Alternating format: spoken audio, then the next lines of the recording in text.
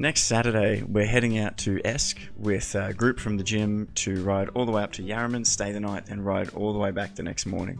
I did this ride back in February, and it took a little over 13 hours to do the return trip. My Strava beacon stopped reporting about 2/3 of the way through. I didn't check my phone, so for about 5 hours, my mother obviously assumed that I was dead in a ditch somewhere. But before she called the Thai restaurant in Esk, near where I'd parked, I was able to re-establish connection, and her and my brother and my father and my other brother, who were all coordinating some sort of international rescue effort, were able to calm down.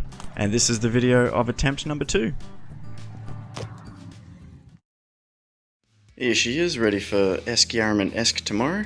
Up the front, got the super comfy aero bars. I just moved these a little bit recently, so instead of sort of holding on like this, now I can hold on properly, nice and wide, super comfy. It's like just, I don't know, cruising around in an armchair. You can sit on them all day. The new Ergon GP1 grips there, just had some cheapies there before, and yeah, these are much more pleasant on the hands and wrists. Up front, I got the backup food bag, so there's some waffles, there's a bag of lollies, and that yellow thing you can just see, that's just like a carb mix off the shelf thing.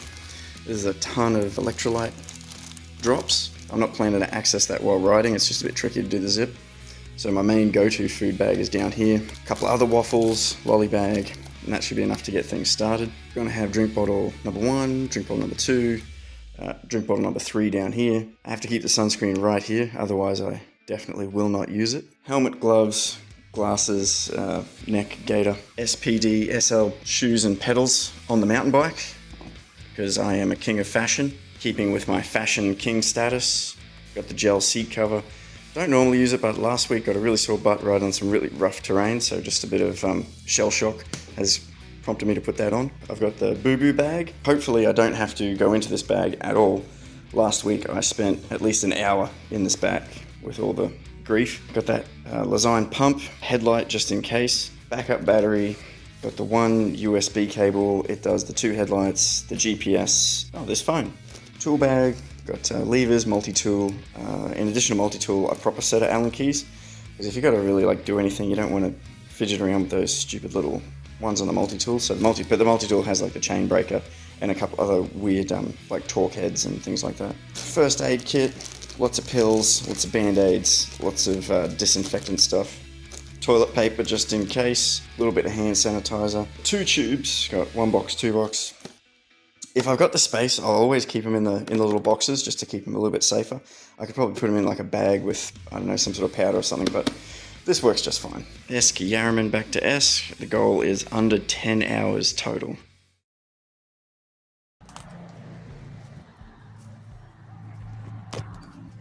And this is what you'll look at for several hours. It's not a bad thing. It is what it is. Started off nice and cool, 15 degrees, just after 5:30 in the morning.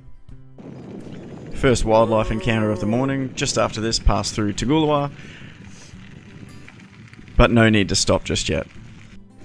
This was only the second coolest kangaroo encounter I had on the day, but I didn't realize the second bunch of kangaroos were going to be even cooler, and neglected to video.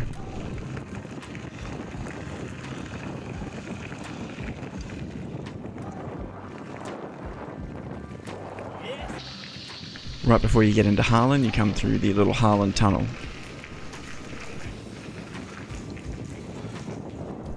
It is very little.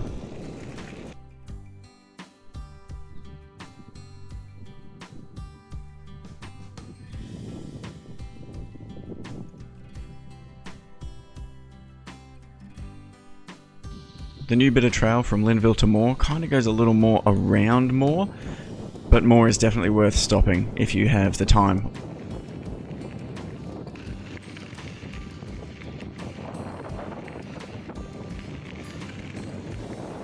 This little farmhouse just before you get to Linville looks like it's 100 years old, but then it's got Elon Musk's personal solar panel array just in the backyard.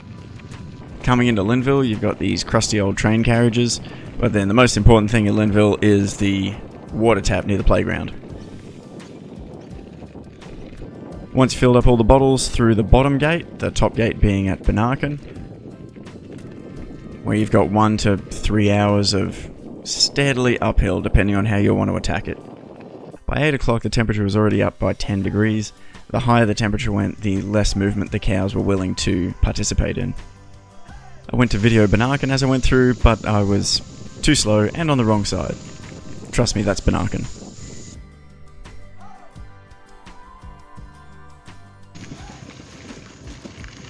Rolling through Blackbutt, just stopped here for a chocky milk. Going through Blackbutt, just got my first chocky milk. It was a good choice. I started recording because at a distance these guys look like horses and I hadn't seen any horses yet. Hey buddies. Oh, little baby cow.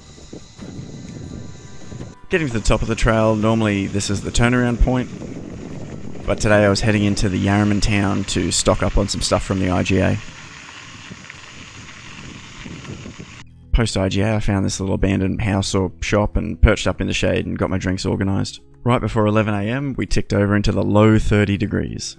Back on the trail, back down the hill. Stopped at the skate park in Blackbutt before going down the big descent and took full advantage of their drinking tap. Fast forward to between Linville and Moore, and now we've ticked over 35 degrees just after 1 in the afternoon. I've been pouring a bit of water in my helmet, and it's sort of getting my glasses, so it kind of looks like it's raining, and I think that's making me feel cooler. Maybe. I had to get this photo when it ticked over 38. At this point I was fighting the clock a little bit. I wanted to be back at the car by 3:30, so I had an hour to go. Spoiler alert, it was not looking good. Little house on the hill right before the Harlan Tunnel. Smart cow in the water. Other cow on the bridge. Come on, bridge cow. Oh, to be a cow in a pond. You guys are alright too. It appears I am accumulating some helmet salt.